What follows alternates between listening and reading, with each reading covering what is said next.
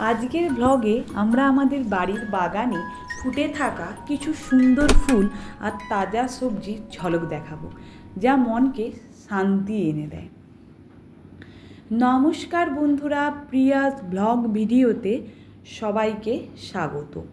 আজকের ভিডিওটা একদম ফ্রেশ আর সবুজে ভরা। চলুন দেখে আসি এই ছোট্ট বাগানের কারসাজি। আজকে সকালটা চা বিস্কুট খেয়েই শুরু করলাম।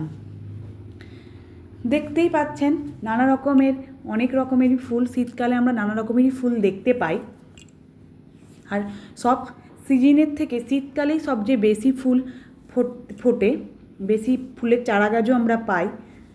এই দেখুন আমাদের বাগানের সবচেয়ে উজ্জ্বল ফুল গোলাপ, এর সুগন্ধ মন মাতানো। পাশেই দেখতে পাচ্ছেন গাঁদা ফুলও আছে, যা দেখতে যেমন সুন্দর তেমনি পোকামাকড় তাড়াতেও সাহায্য করে। আর এদিকে আমাদের দেখতে পাবেন আরও অনেক সবজির বাগানও আছে।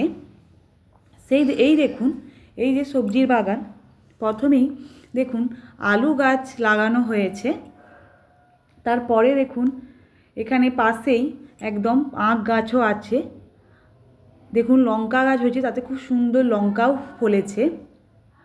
আরও দেখুন পাশে আছে ধনেপাতা, পালং শাক, আর আছে পাশে খেসারির শাক, যে শাকগুলো শাক মানে আমাদের শরীরের স্বাস্থ্যের পক্ষে খুবই উপকারী।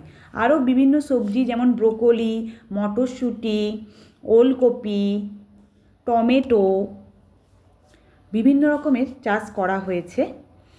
এই দেখতেই পাচ্ছেন এই কুমড়ো গাছটাতে খুবই পরিমাণে কুমড়ো এসেছে। গাছটা কিন্তু অতটাও বড় না, ছোট, কিন্তু প্রচুর কুমড়ো এসেছে।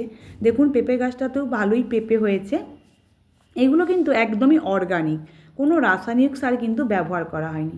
সবচেয়ে দেখার মধ্যে বিষয় হলো এই যে কুল গাছটা, এই ফল গাছটা সত্যিই দেখতে আকর্ষণীয়। গাছটা তেমন একটা বড় না হলেও গাছটার প্রতিটা ডালে খুবই পরিমাণে কুল এসেছে, যেটাকে আমরা আমাদের এপাশে বলা হয় নারকেল কুল বা বয়ের কুল।